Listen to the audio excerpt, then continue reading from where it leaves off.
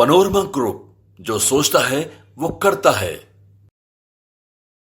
नमस्कार, भारत लाइव देख रहे हैं आप। बिहार एनडीए में सीट बंटवारे पर सरफुटौल मचा हुआ है। अभी तक किसी भी उम्मीदवार का नाम नहीं आया और ना ही अभी तक कोई सीटें फाइनल हुई हैं। हालांकि एनडीए गठबंधन के घटक दलों से बातचीत करने पर यह पता चल रहा है कि आने वाले अगले 24 से 48 घंटे में सीट का जो फॉर्मूला है वो सबके सामने होगा।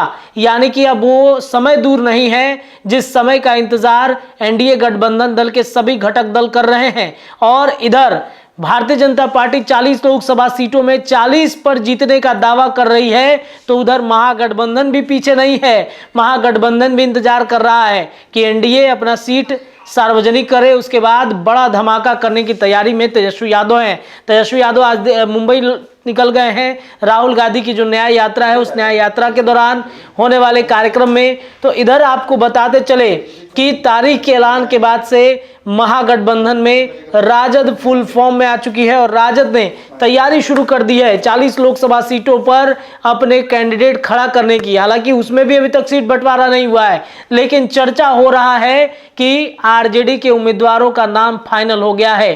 कुछ सीटों पर नाम सामने आया है और ये पक्की खबर हम आपको बता रहे हैं कि ये नाम शायद जो उम्मीदवार हैं उनके नाम पर मुहर लग चुका है।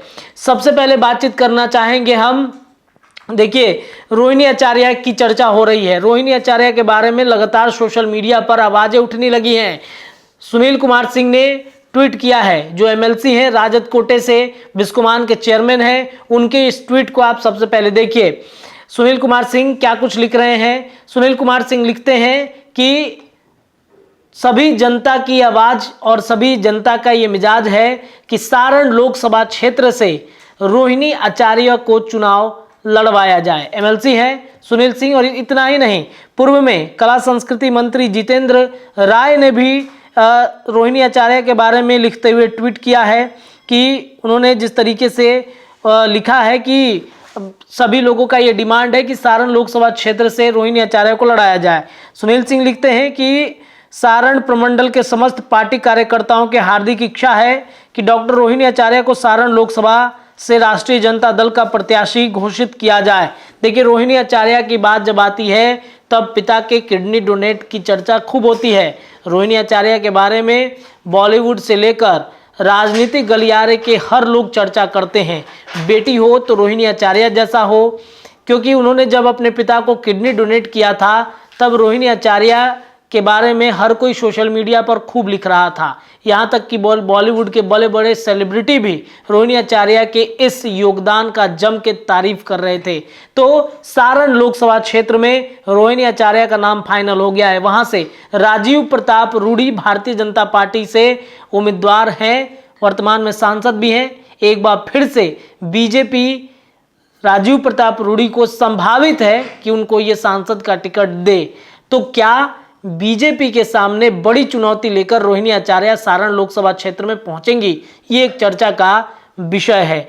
दूसरे तरफ गया सीट की अगर बातचीत की जाए तो गया में हिंदुस्तानी अवाम मोर्चा के जीतन राम मांझी के बेटे संतोष सुमन का दावा है कि वहां से वो चुनाव लड़ रहे हैं। हालांकि अभी तक एनडीए गठबंधन की तरफ से इस पर सीट फाइनल नहीं हुआ है, लेकिन संतोष सुमन हर कार्यक्रम में पहुंचकर यही वो साबित करना चाहते हैं कि इस बार तो गया लोकसभा में सांसद संतोष सुमन ही बनेंगे। और उनके प्रतिद्वंदी में आरजेडी ने, लालू प्रसाद यादव ने जिस व्यक्ति को खड़ा किया है वो बिहार सरकार के पूर्व में मंत्री हैं आरजेडी कोटे से, सर्वजीत कुमार की चर्चा हो रही है।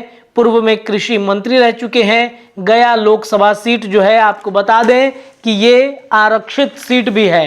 तो ऐसे में लड़ाई आसान नहीं है जीतन राम मांझी के लिए। क्या बड़ा फैक्टर कुमार सर्वजीत बनेंगे? क्या एनडीए को शिकस्त करने की तैयारी में लालू प्रसाद यादव लग गए हैं? ये एक बड़ा प्रश्न है। तीसरे सीट पर अगर बातचीत की जाए तो तीसरा सीट है बक्सर लोकसभा सीट, जिसकी चर्चा खूब हो रही है। बक्सर में भारतीय जनता पार्टी को उम्मीदवार चयन करने में पसीने छूट रहे हैं। ऐसा इसलिए क्योंकि बक्सर में कई उम्मीदवारों की चर्चा है। अश्विनी चौबे तो है ही, अश्विनी चौबे के अलावे भारतीय जनता पार्टी से ही कई उम्मीदवार हैं, जैसे में डॉक्टर मनोज, गैस्ट्रो के बड़े डॉक्टर हैं और इनके नाम की चर्चा खूब हो रही है।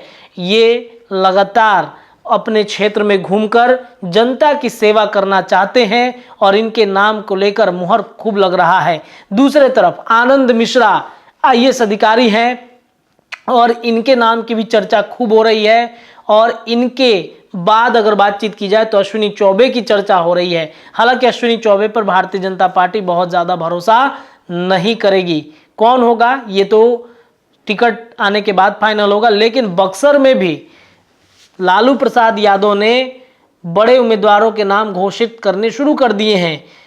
बक्सर में जिन नाम की चर्चा हो रही है वो जगदानंद सिंह के बेटे हैं, जिनके नाम की चर्चा खूब हो रही है। जगदानंद सिंह राजद के प्रदेश अध्यक्ष हैं और इनके बेटे सुधाकर सिंह की चर्चा खूब हो रही है आरजेडी कोटे से कि ये शायद यहाँ पे चुनाव लड़ सकते हैं। सुधाकर सिंह पूर्व में कृषि मंत्री भी रह चुके हैं। कृषि मंत्री रहते हुए उन्होंने नीतीश कुमार की किस तरीके से फजीहत की थी, जिसके बाद से उनको अपना मंत्री पद गंवाना पड़ा था। उसके बाद से आरजेडी और जदयू के बीच तल्खियां काफ़ी ज़्यादा बढ़ गई थी। इतना ही नहीं, कई नाम राजद कोटे से इस बार फिर से आ रहा है कि राजद कोटे में अपने जो सुधाकर सिंह हैं उनके जो पिता हैं जगदानंद सिंह और उनके परिवार में ही कई नामों की चर्चाएं हो रही हैं। हालांकि क्या कुछ होता है ये देखना बड़ा दिलचस्प है। देखिए, जगदानंद सिंह के बेटे सुधाकर सिंह के अलावा यहाँ पर ददन पहलवान की भी खूब चर्चा है कि ददन पहलवान एक बार फिर से आरजेडी से उम्मीदवारी कर सकते हैं। लालू प्रसाद यादव ने यादव बेल्ट होते हुए इस क्षेत्र पर कहीं ना कहीं नजर दौड़ा दी है और ददन पहलवान को मौका मिल सकता है एक बार फिर से। लेकिन इनके अलावा एक और व्यक्ति हैं जो सबसे ज्यादा आरजेडी के तरफ से लड़ने के लिए तैयार हैं, भारतीय जनता पार्टी को यहां से शिकस्त दे सकते हैं, और वो हैं अमर दयाल सिंह। जगदानंद सिंह के भतीजे हैं और इनके नाम की चर्चा खूब हो रही है वहां पर और ये खूब प्रचार प्रसार में लगे हुए हैं। तो ये अगर ददन पहलवान को मौका मिलता है, सुधाकर सिंह को मौका मिलता है या फिर अमर दयाल सिंह को मौका मिलता है तो बड़ी लड़ाई कहीं ना कहीं बक्सर के अंदर भारतीय जनता पार्टी के लिए हो जाएगी और ये सीट जीतना वाकई में बीजेपी के लिए बड़ी मुश्किल हो सकता है। बात अगर सीट की करें उजियारपुर की करते हैं तो उजियारपुर में नित्यानंद राय हैं भारतीय जनता पार्टी के और नित्यानंद राय के सामने आलोक मेहता का नाम चल रहा है। आलोक मेहता पूर्व में भूमि राजस्व सुधार विभाग के मंत्री रह चुके हैं जब महागठबंधन की सरकार बिहार में थी। इतना ही नहीं, कुछ दिन के लिए इनको बिहार का शिक्षा मंत्रालय भी दिया गया था। शिक्षा मंत्री के तौर पर महज अभी 20 से 25 दिन का कार्यभार इन्होंने संभाला ही था कि बिहार में महागठबंधन की सरकार गिर गई और ये पूर्व के मंत्री बन गए। तो ये सीट के बारे में जिस पर हमने चर्चा की है, सारण से रोहिणी आचार्य आरजेडी के टिकट से, गया से कुमार सर्वजीत पूर्व कृषि मंत्री आरजेडी कोटे से।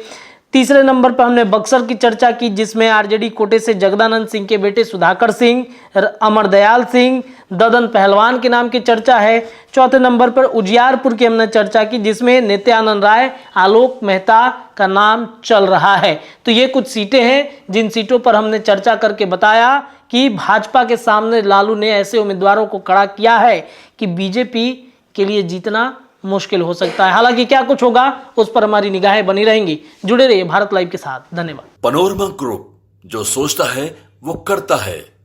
अगर ये वीडियो पसंद आई और वह बिहार के राजनीति और बिहारियत से सरोकार रखेनी तो सब्सक्राइब बटन दबा के चैनल के सब्सक्राइब कर ली। ओजे एगो घंटी बा, ओकरा बटन दबा देला से कुल सटीक और मारक खबर रुआ मुफ्त में मिल जाई।